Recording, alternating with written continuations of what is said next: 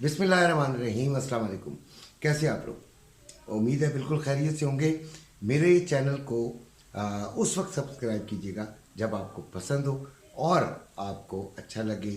आप उसे लाइक भी करें, सब्सक्राइब भी कर दें। लेकिन अगर आप उसे नहीं देखना चाहते तो प्लीज़ इसे सब्सक्राइब नहीं कीजिएगा। यही वीडियो आपके लिए बहुत होगी कि आपको ये समझ आ जाएगी कि मेरी वीडियो में कोई काम की बात होती भी है या नहीं होती। हम अपनी वीडियो में रोज़ाना ट्रेडिंग के बारे में बताते हैं, गोल्ड के बारे में बताते हैं, ऑयल की ट्रेडिंग के बारे में बताते हैं। लेकिन अभी क्योंकि आज इतवार है, ट्रेडिंग डे नहीं है और गोल्ड की भी मार्केट तकरीबन बंद होती है।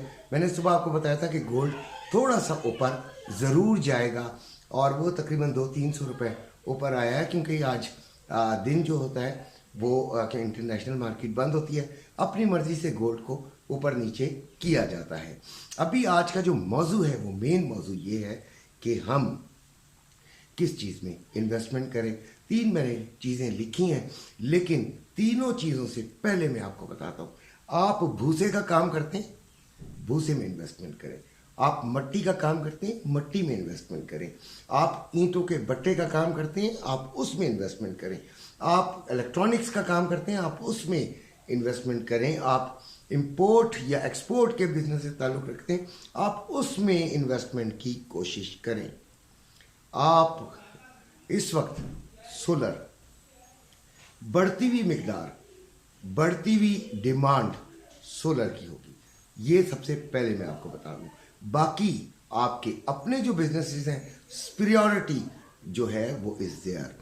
आपकी प्रायोरिटी उधर होनी चाहिए जो आपका बिजनेस है, आप उसमें सबसे ज़्यादा इन्वेस्टमेंट कीजिए। अदरवाइज आप ज़्यादा नुकसान उठाने का आपको अंदेशा है। अब रह गई वो अमाउंट जो कि बच जाती है और उसका अब आपको कोई मसरफ नज़र नहीं आ रहा। आप बैंक में भी डिपॉजिट नहीं रखना चाहते, क्योंकि बैंक में रखना अक्सर हम लोग पसंद नहीं करते। जो बिज़नेस तबका है, बिज़नेस जो सेक्टर से ताल्लुक़ रखता है, वो यही चाहता है कि हम उसे इन्वेस्ट करें, उसको बढ़ाएं। तो सबसे जो अहम, जो सबसे खूबसूरत, सबसे आसान, सबसे जो ऑथेंटिक, सबसे ज़्यादा ट्रस्टवर्दी जो चीज़ है वो है आपका गोल्ड।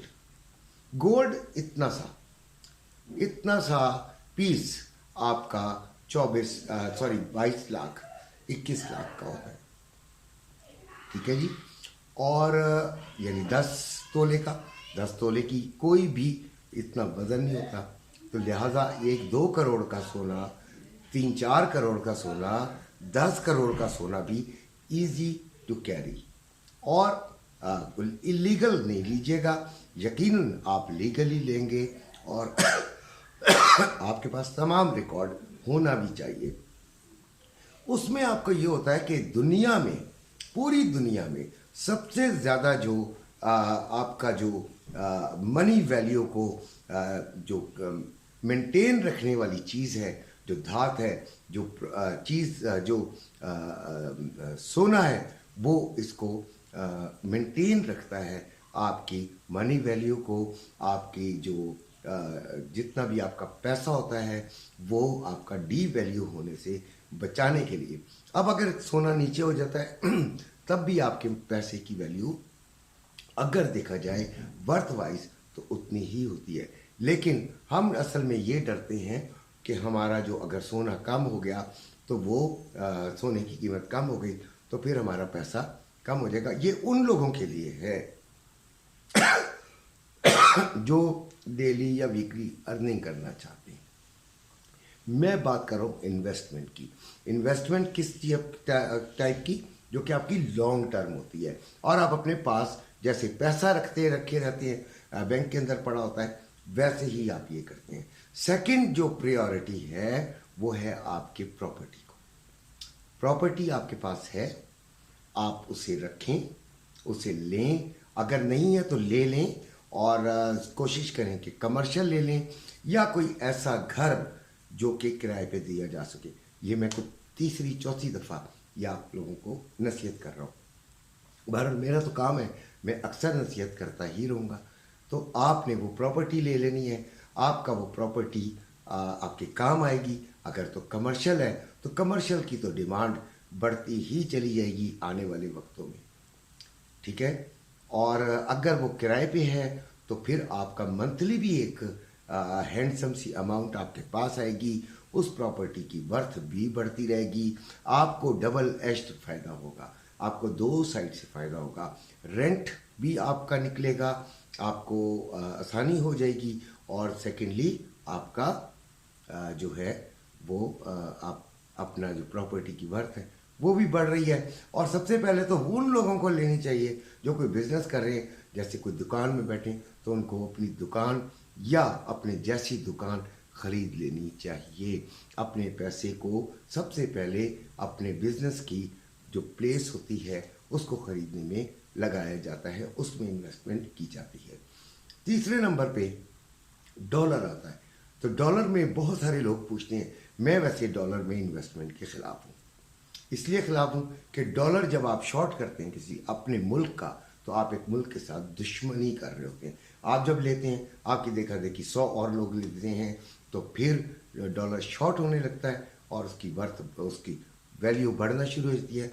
ब्लैक मार्केटिंग और वगैरह वगैरह वगैरह को आप हवा देते हैं। इसलिए उनको ख़रीदने के बजाय उन लोगों की बात कर रहा हूँ जिनका बाहर से रेमिटेंसेस डॉलर में आते हैं, उनका डॉलर अकाउंट है, वो अपने डॉलर को उसी तरह मेंटेन रखें।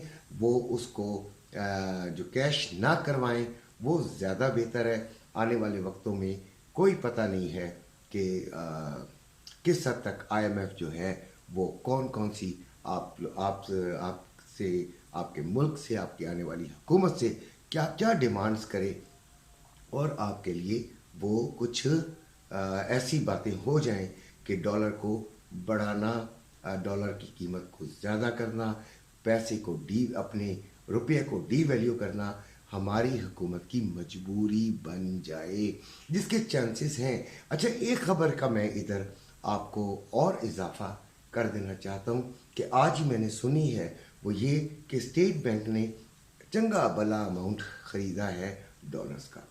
अच्छा खासा अमाउंट स्टेट बैंक ने डॉलर का ख़रीदा है ओपन मार्केट से। आप खुद हैरान होंगे कि जो ओपन मार्केट का रेट है वो स्टेट बैंक के रेट से ज़्यादा होता है। तो what is the need to purchase dollars from open market? क्या ज़रूरत थी? कोई ना कोई बात इसके पीछे है, और उसकी वजह शायद ये भी हो सकती है कि आने वाले वक्तों में आपको डॉलर मुल्क में शायद शॉर्ट मिले। अभी तो सरप्लस चल रहा है मार्केट के अंदर, मार्केट में सरप्लस चल रहा है, डॉलर ख़रीदने वाले ज़रा कम हैं, लेकिन फिर भी आने वाले वक्तों में कुछ पता नहीं पासा पलट जाए। ये मेरी आपसे कुछ बातें थी जो फ्रेंडली थी। उम्मीद है आपको पसंद आई होंगी। अपना ख्याल रखिएगा। अल्लाह।